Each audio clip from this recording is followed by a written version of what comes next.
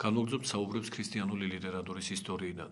ჩვენს ბოლო საუბარში ენის ფენომენის გარკვევასთან დაკავშირებით შევეხეთ ქრისტიანული ლიტერატურის და ზოგადად საეკლესიო ისტორიის ერთ უმნიშვნელოვანეს ეპოქას, რომელიც აპოლოგეტიკის სახელით არის ცნობილი. ხაზგასმით აღვნიშნეთ აპოლოგეტთა ღვაწლი, კერძოდ ძირითადი რამ ტერმინოლოგიური ცნობიერების დანერგვა ეკლესიაში და ამ ნიშნით საეკლესიო მოძღვრების რაც შეიძლება მაქსიმალური უცდომელობით გადმოცემისკენ სწრაფვა ამ მოღვაწეთა ცხოვრებაში, მათ საღვთისმეტყველო საქმეში სწორედ ეს იყო უმნიშვნელოვანესი, მაგრამ ჩვენი საკითხის მხრივ, ესე იგი, იმ დასაბამიერი ენის, კაცობრიობის დასაბამიერი რაობის გარკვევასთან დაკავშირებით, ეს მომენტი რა კუთხით არის მნიშვნელოვანი. ჯერ ის გავიხსენოთ, რა თქვით, რომ ტერმინი აუცილებელი ხდება ეკლესიური მოძღვრების გადმოცემის ჟამს. ტერმინი უბრალოდ გადმოცემა კი არ გახლავთ მოძღვრებისა, არამედ ამ მოძღვრების რაც შეიძლება უფრო ზედმიწევნითი წესით დადგენა, ფორმულირება, შეიძლება ეს სიტყვაც მოვიხმოთ და ყველა შემთხვევაში ტერმინი აუცილებელია განმარტებითი მსჯელობის ჟამს. როდესაც გამოცხადებითი მოძღვრება ღვთისგან მოციქულებს და მოციქულთაგან მთელ კაცობრიობას, მოციქულებს და მახარებლებს და მათგან მთელ კაცობრიობას გადაეცა, ამ მოძღვრების კაცობრიობის წინაშე წარმოჩენა აუცილებლად გულისხმობდა მის, რამდენადაც ამას ადამიანები მიწუდებოდნენ, განმარტებას. ეკლესიური მოძღვრება, როგორც ჩვენ ერთ-ერთ ადრინდელ საუბარში აღნიშნავდით, იგივე ბიბლიური სწავლება ოღონდ განმარტების ენაზე, განმარტებითად მოწოდებული. განმარტების მიზანდასახულობა და ვალდებულობა აქვს საეკლესიო ისტორიას, ეკლესიური წერლობის, თუნდაც სეპირი მოღვაწეობის, ქადაგების ისტორიას. და ამ კუთხით საეკლესიო ლიტერატურა როგორც ერთი უზარმაზარი ვრცელი განმარტება საღვთო წერილისა ამგვარად შეიძლება განიმარტოს და მისი რაობა ამგვარად შეიძლება წარმოჩნდეს. აი ამ განმარტების გზაზე გადამწყვეტი მნიშვნელობისა ხდება ტერმინების შემოტანა და ტერმინოლოგიურ ენაზე ბიბლიური მოძღვრების გამოთქმა. შედეგი არის უაღრესად ნაყოფიერი, უაღრესად აღმატებული აი ამგვარი მოღვაწეობისა, ტერმინოლოგიური მოღვაწეობისა, ესაა კონკრეტულად დოგმატიკის ჩამოყალიბება. დოგმატიკა სხვა არაფერია, თუ არა ბიბლიურ საეკლესიო მოძღვრება ყველაზე უფრო ზედმიწევნითი ტერმინებით გამოთქმული. მაგრამ თუ ტერმინებში არამხოლოდ გამოითქმის მოძღვრება, არამედ მისი უცდომელობაც და ზედმიწევნითობას და სიწმინდეს ნარჩუნდება, აქედან უეჭველი დასკვნა კეთდება, რომ ტერმინი არ გახლავთ მხოლოდ საურთიერთობო საშუალება, ანუ მას არ აქვს მხოლოდ საურთიერთობო დანიშნულება და საურთიერთობო რაობა, არამედ ის არის ამავე დროს და შეიძლება პირველ რიგში დავაყენოთ, გახლავთ ზნეობრივი მონაცემი. უფრო თვალნათლად ვაჩვენოთ თუ რას გულისხმობთ ამ ასე ვთქვათ დებულებაში, ამგვარ განმარტებას გავაკეთებთ. ეკლესიის მამები, როდესაც მოძღვრებას გადმოსცემენ, ტერმინებს მოუხმობენ, როგორც აღვნიშნეთ, მხოლოდ იმის დასახულობით, რომ მოძღვრების სიწმინდე და უბიწოება არ შეირყვნეს და არ გაუკუღმართდეს.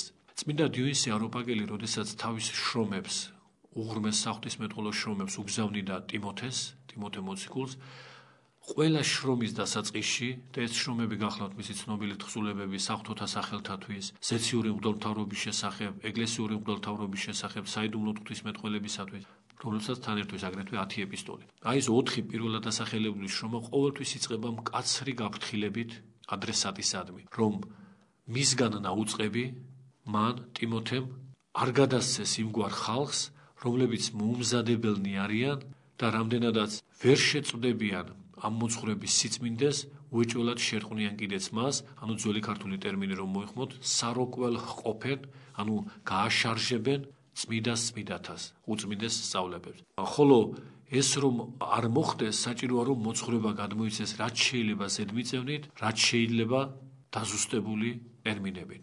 ამრიგად ტერმინის მიზანდასახულობა, ინფორმატიულობა კი არაა მხოლოდ, აი ამის ხაზგასმა გვინდა ჩვენ, არამედ მოძღვრების სიწმინდისა და უბიწოების დაცვა.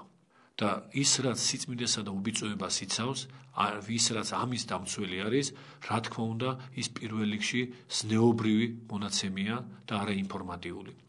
ტერმინს მხოლოდ იმდენად განესაზღვრება და განეკუთვნება ინფორმატიულობის თვისება, რამდენადაც ეს უწმინდესი მოძღვრება, რა თქმა უნდა, როგორც საღვთო ინფორმაცია, შინაარსის შემცველია.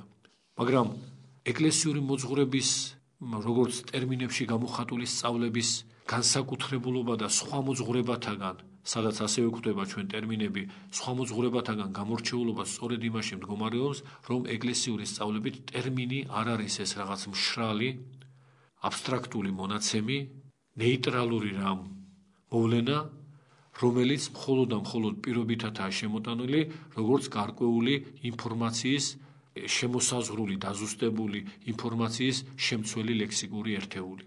ეკლესიური სწავლებით ტერმინი პირველ რიგში არის სულიერი აღქმის ტვიფარი, სულიერი აღქმის გამოხატულება, პიროვნება, რომელიც სულიერად წუდება ჭეშმარიტებას და შეეცდება, რომ მისი ეს წვდომა არც გამოთქმაში დამახინჯდეს და არც გამოთქმაში შეიბღალოს, ეძიებს იმგვარ ტერმინს, სადაც ეს ყველაფერი შენარჩუნდება. და ამგვარი სულიერი სიცოცხლით გამსჭვალული აღქმა, რა თქმა უნდა, გამოხატულებაშიც იმავე სიცოცხლეს ინარჩუნებს. ამიტომ ჩვენ ეკლესიურ ტერმინოლოგიას, ისევ როგორც ნებისმიერ სხვა საეკლესიო მოვლენას, შეგვიძლია უწოდოთ ცხოველმყოფელი ტერმინოლოგია.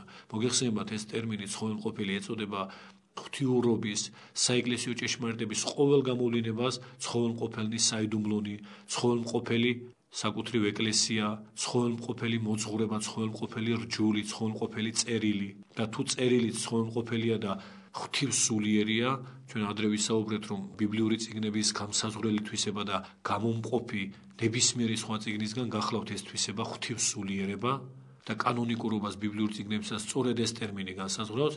შესაბამისად, თუ წერილიც, საღვთო წერილიც ცხოველმყოფელია და ღვთივსულიერია, ამავე სწავლების დაზუსტებული ლექსიკური ერთეულებით, ესე იგი მნიშვნელობა შემოსაზღვრული და მნიშვნელობა განსაზღვრული ლექსიკური ერთეულებით გამოხატულებაც ასევე ღვთივსულიერი და ცხოველმყოფელია.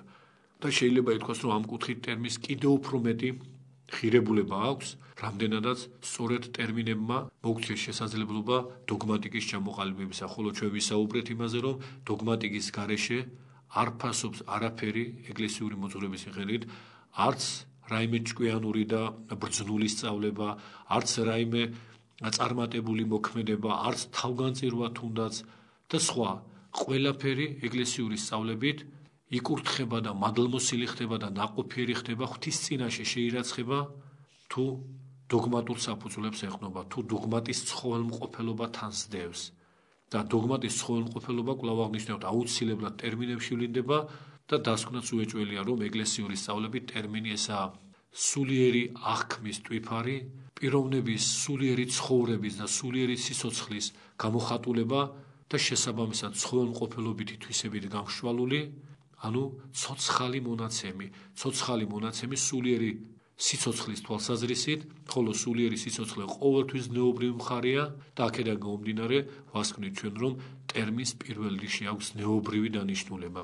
ტერმინთა მოძიება თუ მიმდინარეობდა მხოლოდ და მხოლოდ იმ ნიშნით, რომ სულიერად წვდომილ ჭეშმარიტებას და ცოდნას გამოხატულებაც იმავე სიწმინდის აღქონოდა და ეს სიწმინდი არანაირად არ შებღალულიყო, აი თუ ამ მიზანდასახულობით ხდებოდა ტერმინთა მოძიება, დასკვნაც უეჭველია, რომ ტერმინთა მოძიება ხდებოდა სიწმინდის შენარჩუნების მიზანდასახულობით.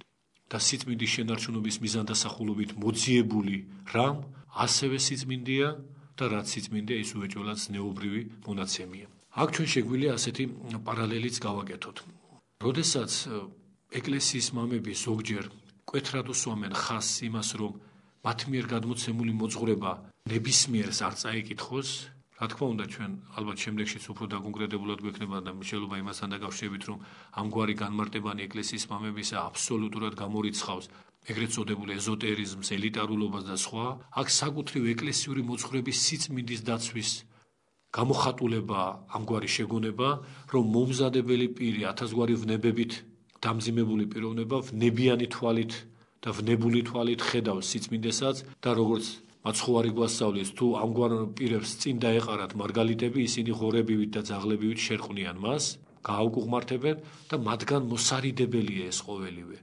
მათგან გამოსაყოფია ეს ყოველივე, რომ მათ არ შერყვნან ეკლესიური სიწმინდეები.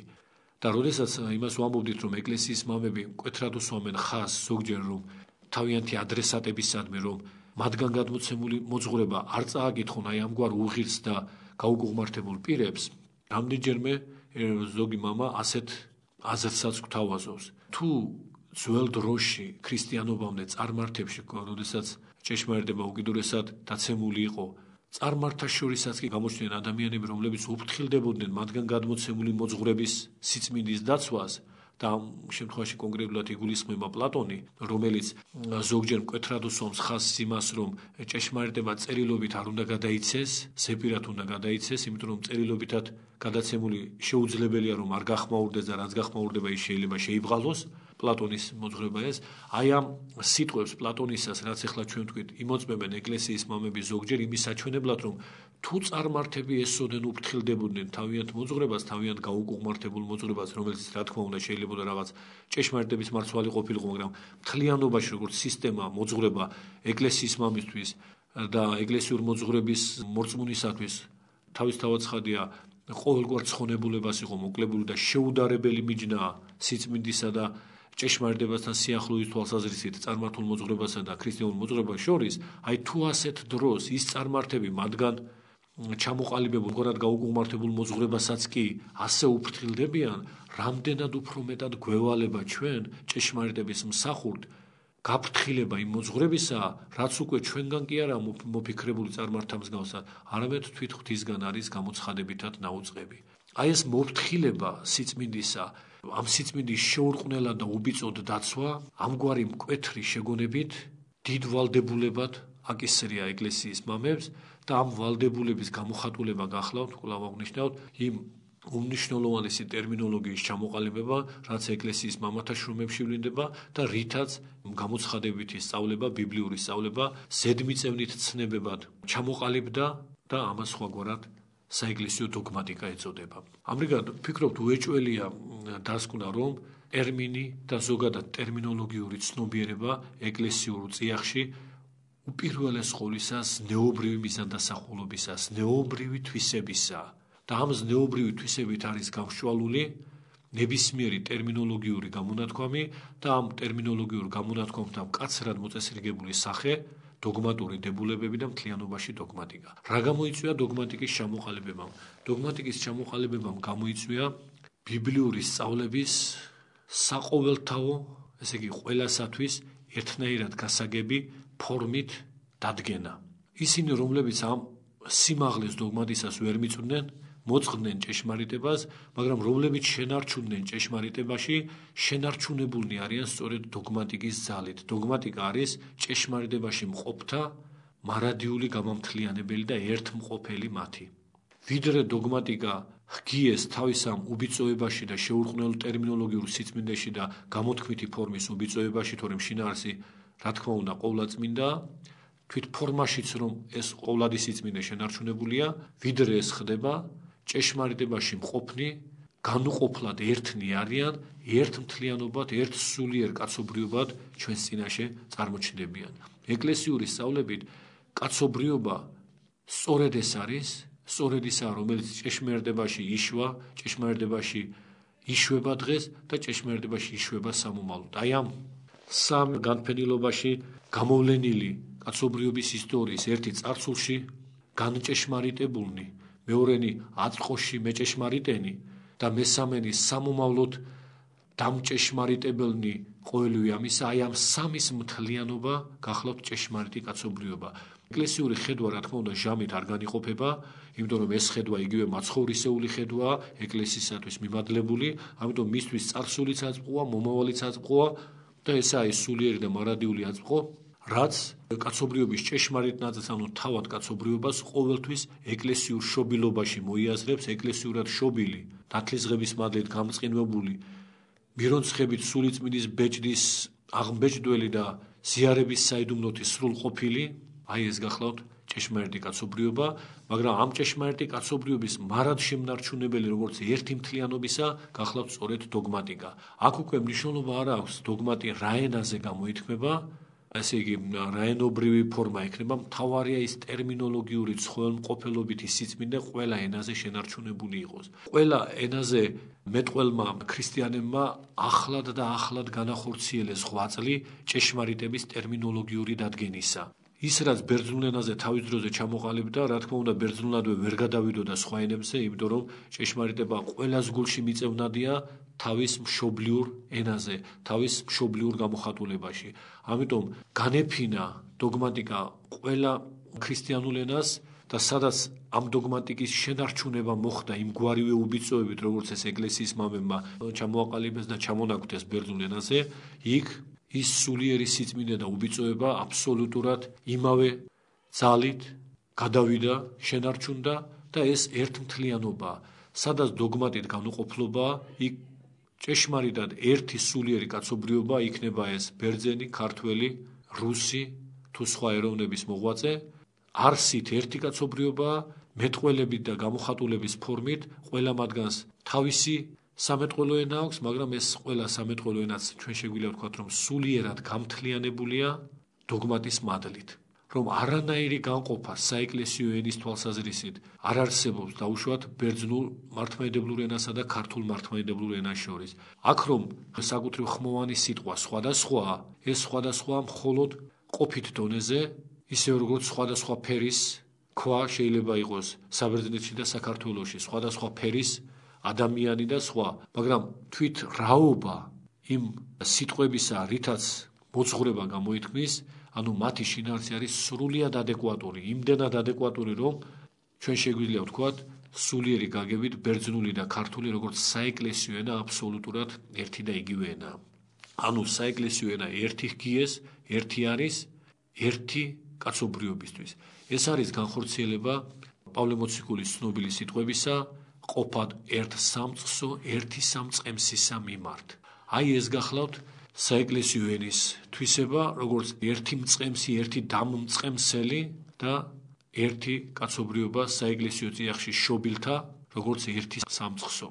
რატომ ვამახვილებთ ამ საკითხებზე ყურადღებას? ყურადღებას ვამახვილებთ, იმიტომ რომ აშკარად ჩანს საეკლესიო მოძღვრების თვალსაზრისით, რა ქმნის ერთ კაცობრიობას და რომელი კაცობრიობა ერთმთლიანი. კაცობრიობის ერთმყოფელი თუ რაიმე არის, აქედან გამომდინარე ეს დასკვნა სრულიად უეჭველია, ის პირველ რიგში ზნეობრივი მონაცემი უნდა იყოს, სულიერი მონაცემი უნდა იყოს თავის მატერიალურ გამოხატულებას. რაობა, დანიშნულებაც და თვისებაც სულიერია, ზნეობრივია და გამოხატულება, რა თქმა უნდა, მატერიალური გახლავთ. ორივე ეს მხარე, მატერიალური და სულიერი ამგვარად თანაარსებითი, მხოლოდ სიწმინდეში, მხოლოდ ჭეშმარიტებაში შეიძლება არსებობდეს. ანუ ნებისმიერი ტერმინი თავისი შინაარსით, რა თქმა უნდა, საღვთოა, იმიტომ რომ ღვთიურ აზრს იტევს, მაგრამ გამოხატვის ფორმითაც ის სიწმინდეა. ქართული სიტყვა სამება თვით ამ ფორმითაც უკვე უდიდესი სიწმინდეა ჩვენთვის, იმიტომ რომ სწორედ ამ ფორმაში გამოიხატა ის უაღრესად აღმატებული და უსაღვთოესი შინაარსი. შინაარსი ყოველთვის წმინდა ჰყოფს ფორმასაც და ერთმთლიანობა ამ შემთხვევაში ფორმისა და შინაარსისა სიწმინდის თვალსაზრისით. თუ შინაარსობრივად, აზრობრივად, სიღრმისეული ყოველთვის ის სულიერი მხარეა, სანამ გამოიხატება და რომ გამოიხატება მაშინაც, ხოლო გამოხატულება ყოველთვის პირობითობას გულისხმობს, იმიტომ რომ მატერიაში ხდება მატერიალურ სიტყვაში ეს გამოხატულება და მატერია პირდაპირ მთელი სისრულით სულიერს ვერასოდეს ვერ დაიტევს. თუ ესე იგი ამ კუთხით გარკვეული ხარისხობრივი მეტნაკლებობა არის გამოხატვის ფორმასა და შინაარს შორის, ამ თვალსაზრისით საკუთრივ სიწმინდის, ანუ ზნეობრივი კუთხით აბსოლუტურად არავითარი სხვაობა არ არის, გამოხატულების ფორმაც იმგვარივე წმინდა უკვე, როგორც მისი შინაარსი. ასე რომ თქვათ, ნიმუშად რომ მოვიტანოთ, როგორც რომელიმე წმინდა ნაკურთხადზე გამოხატული სიწმინდე, მაგალითად ყოვლადწმინდა ღვთისმშობელი, საკუთრივ წმინდა, ესე იგი შინაარსი ამ ხან ასევეა წმინდა ზედმიწევრით ის ხატიც, რომელზეც ყოვლადწმინდა ღვთისმშობელია გამოხატული, იმიტომ რომ მისმა სიწმინდემ მთლიანად განწმინდა და წმინდა ხო ეს ნივთიც და ჩვენ რა თქმა უნდა არ შეგვიძლია ვთქვათ, რომ ეს ხატი, ნაკურთხი ხატი სიწმინდეს რამენაირი აზრით მოკლებულია, ანდა საკუთრივ საკურთხეველი ეკლესისა, რომელიც რა თქმა უნდა ნივთიერია გამოხატულებით, მაგრამ ეს გამოხატულებაც უკვე იმდენად დიდი სიწმინდეა და იმგვარივე სიწმინდეა, როგორც მისი შინაარსი, აი ეს მხარე სიწმინდეში გაიგივებისკენ გვიკარნახებს ფორმისას და შინაარსისას. საფუძველი ამის გახლავთ მაცხოვრის განკაცება. როდესაც უფალი განკაცდა, მისი სხეულიც უკვე იმგვარივე სიწმინდეა ჩვენთვის, მაცხოვრის სხეული, როგორც მისივე პიროვნება. ჩვენ აღარ მიჯნავთ უკვე ეს ერთმთლიანობა რადგან არის და მოუცილებლად შეიმოსა მან კაცობრივი სხეული, ყველაზე დიდ სიწმინდეთ, რა თქმა უნდა, მისი კაცობრივი ხორცი გვესახება, რომელსაც ჭეშმარიტი მორწმუნეები მარადის ეზიარებიან და ეს სიწმინდე ზიარების საიდუმლოსი მოგეხსენებათ მთელ ქმნილებას ფარავს, ყველაფერზე უფრო აღმატებულია. აი აქედან გამომდინარე სიწმინდის თვალსაზრისით ჩვენ შეგვიძლია დავასკვნათ, რომ ჭეშმარიტების წიაღში გამოხატულების ფორმას, ტერმინის გარეგნულ მატერიალურ სახესა და მის შინაარს შორის უკვე არავითარი გამიჯნულობა აღარ არის. როდესაც ეს გამიჯნულობა მეტნაკლებად იქნება, იქ უკვე ბზარია იმ მონოლითურობაში და ერთმთლიანობაში და სადაც ეს მონოლითურობა დაირღვევა, იქ უკვე დარღვეულია სულიერი სიწმინდისა და ამ სიწმინდის გამომხატველი ფორმის აი ამგვარი იგივეობა, რაზეც აქამდე ჩვენ ვსაუბრობთ. ანუ პირველ რიგში რაიმეს დარღვევისას, რაიმეს დაყოფისას ზნეობრივი საფუძველი ერხვევა. ჩვენ დროებით აქ შევწყვეტ ჩვენს მსჯელობას და შემდეგი საუბრიდან გავაგრძელებთ.